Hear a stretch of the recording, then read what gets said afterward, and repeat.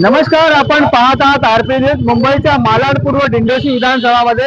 आपण पाहत आहात इथे मतदान निवडणूक आयोगाचं कार्यालय आहे आणि सर्व इच्छुक उमेदवार इकडे येत आहेत, फॉर्म घेऊन जात आहेत.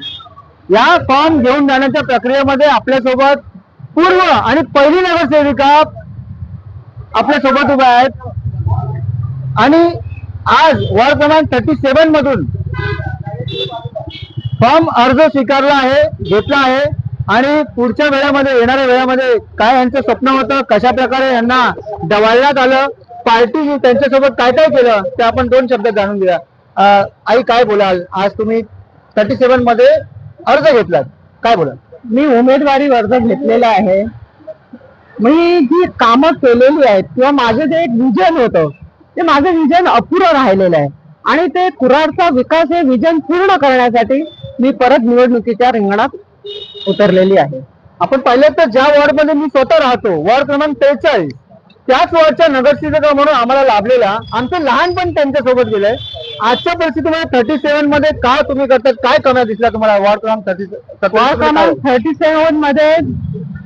भरपूर मी या पद्धतीत वॉर्ड सोडला होता त्या पद्धतीतच मला वॉर्ड दिसतो, काहीही सुधारणा झालेली नाहीये. तुम्ही फक्त फुले नगरचं समोरचं उदाहरण घ्या, जशी गटार जसं काय होतं तसंच आहे. म्हणजे 5 वर्ष कोणी काय काम केलं आणि कुठे केलं ते काय दिसण्यात येत नाहीये.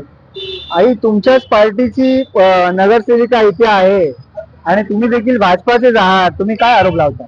नाही, आरोप लावण्याचा प्रश्न येत नाही. जेव्हा मी विभागात फिरते तेव्हा लोकांचं जे म्हणणं असतं किंवा लोकांचं जे बोलणं आहे की बाई नाही बाबा आम्हाला नगरसेविका कुठे दिसलीच नाही किंवा काय कामच केलं नाही, त्यावेळेला मी हे बोलू शकते, कारण मी पण स्वतः वार्डात फिरत असते.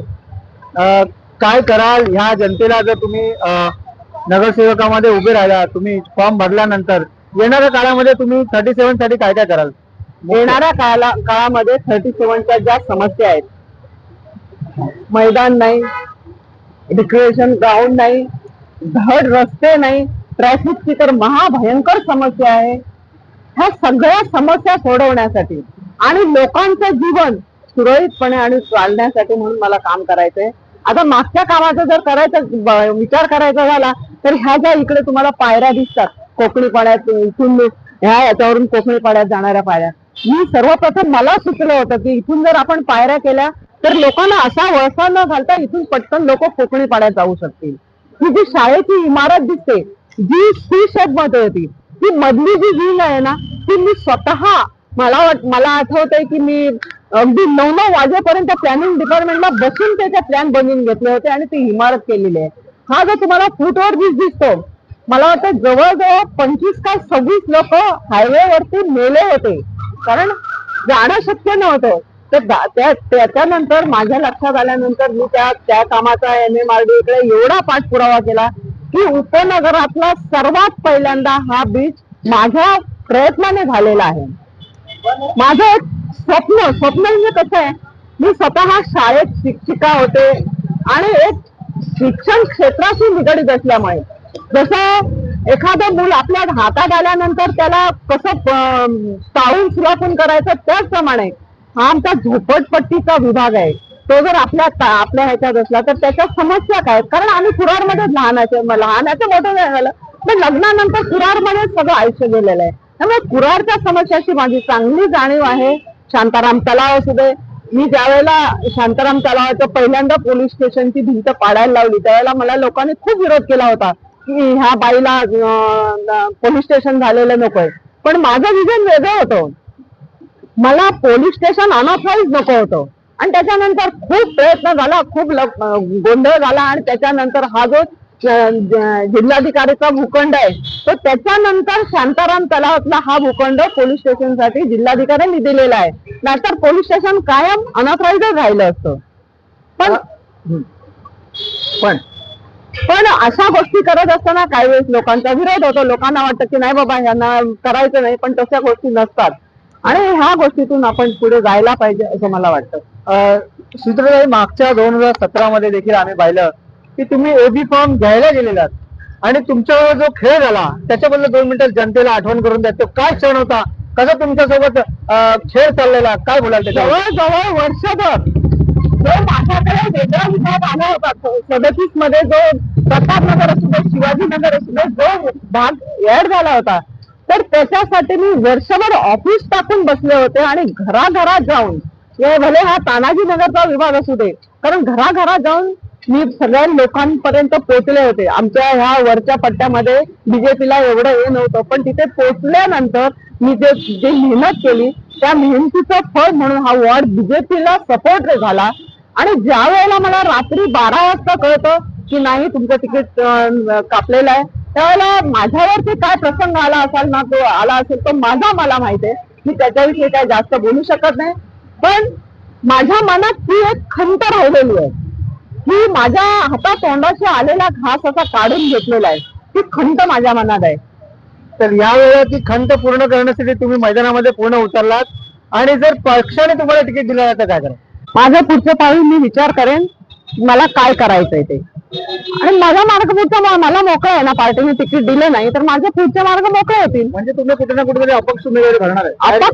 नाही, अपक्ष भरेन किंवा वेगळ्या प्रकारे काही करेन मी आता तुम्हाला एकदम याच्यामध्ये सांगू शकेन. पण माझा मार्ग पूर्ण आहे, माझा मार्ग मोकळा आहे. विभागात फिरते, मी पूर्ण तयारीशी आहे.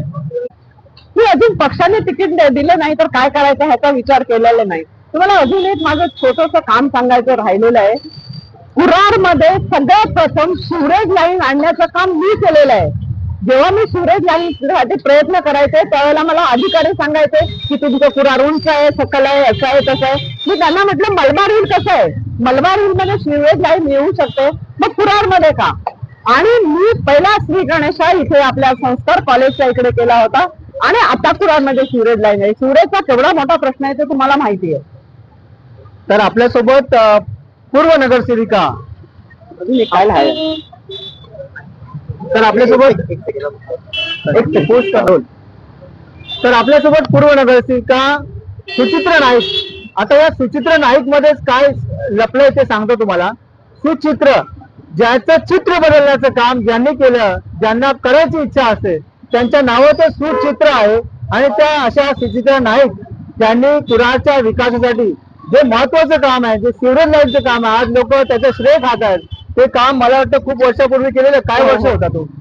कोणत्या वर्षी? 2005 मध्ये मला वाटतं, 2005. आणखी काय बोलाल जर शेवटचं बोलायचं झालं ना तर हे सावरकर म्हणजे हा महत्वाचा पॉइंट आहे. सावरकर मैदानामध्ये आता तुम्ही लाईट लावलेले दिसतात, पण मुंबईत कुठेही पॉलिसी नव्हती की मैदानात लाईट लावायचे, इथे गर्दीले बसायचे, तेवढं अगदी नाही ते न्यूसन्स पैदा व्हायचे.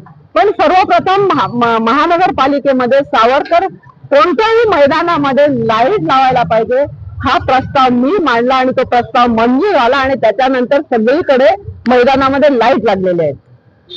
मैदानाचं सुशोभीकरण असू दे, टाइम्स, आता सध्या माझं एक मोठं विजन आहे. टाइम्स ऑफ इंडियाचा जो रस्ता आहे तो म्हणजे टाइम्स ऑफ इंडियाचा खालचा ब्रिज आहे, त्याच्या खालून डायरेक्ट वरती जाणारा रस्ता आहे तो, परंतु काही कारणामुळे तो रस्ता होत नाही. डीपी रोड कसा आहे, मग त्याचा मी एवढा पाठपुरावा करते की तुम्ही असं वळून, आणि एवढी ट्रॅफिक वगैरे होते तर तो रस्ता करावा. मी ट्रॅफिकसाठी, कुरारच्या ट्रॅफिकसाठी खूप प्रयत्न केला होता. तेव्हा मी माझा वॉर्ड बघितलेला नव्हता. पुष्पा पार्कचा जो सबवे झाला, आता रुंदीकरण झालं, पण पुष्पा पार्कचा सबवे रुंदीकरण व्हावं म्हणून मी ज्या वेळेला हा हायवेचं रुंदीकरण झालं तेव्हापासून प्रयत्न करत होते. तेव्हापासून प्रयत्न केल्यानंतर आता तेच रुंदीकरण झालेलं आहे. पुष्पा पार्क सबवे, आपला हा शांताराम तलावचा सबवे, आणि पुढे जो नाला आहे जिथे कोणी काही म्हशी अडकल्या होत्या आणि सगळी कुरारची दुर्दशा झाली होती, तो नाल्याची आता उंची भरपूर वाढवलेली आहे. तर माझा असा एक प्रस्ताव महानगरपालिकेला अजून आहे, आणि अजून मी त्याचा फॉलोअप करते. हा झाला, आणि तो जो नाला आहे त्या नाल्यावरती स्लॅब टाकून जर पुष्पा पार्क करून येऊन तानाजी नगर वगैरे इकडे जाणारी जी व्हेकल्स आहेत, छोटे व्हेकल्स आहेत, रिक्षा असतील किंवा काय असतील, तर त्याला ऍक्सेस द्यावा की जेणेकरून 3 ठिकाणी वाहतूक विभागली जाईल, आणि जो वाहतुकीची समस्या आहे ती काही प्रमाणात तरी दूर होईल. आपण पाहिजे कशा प्रकारे सुचित्रा नाईक यांनी आपले विचार मांडलेले आहेत. शॉर्ट मध्ये कुरारच्या विकासाकरता महत्वाचं पाऊल जे फ्युचर प्लॅन आहे, त्यांच्याकडे एक ब्लू प्रिंट आहे, किंवा कोणताही काम करताना ब्लू प्रिंटची गरज पडते. जर तुमचं विजन असेल, तुमचं लक्ष असेल, तुमचे काम करण्याची जिज्ञासा असेल, तशी एक शिक्षिका आपल्या समोर पुन्हा एकदा उभं राहण्याचा प्रयत्न करते. आता येणाऱ्या काळामध्ये आपण त्यांना कशा प्रकारचं पाठबळ देऊ किंवा उमेदवारी अर्ज किंवा अपक्ष उमेदवार जे काय असतील ते त्यांच्यावर जनता कसं प्रेम दाखवेल हे तर येणाऱ्या 16 तारखेला माहिती पडेल. कारण 15 तारखेला इलेक्शन आहे आणि 16 तारखेला अनेक लोकांचे भाग्य चमकणार आणि काही लोक घरी बंद बसणार आहेत. तर अशा प्रकारच्या अनेक बातम्या पाहण्यासाठी पाहत राहा RP news live Mumbai. Cameraman Jayesh Pandey सोबत मी राजेश पांडे मुंबई.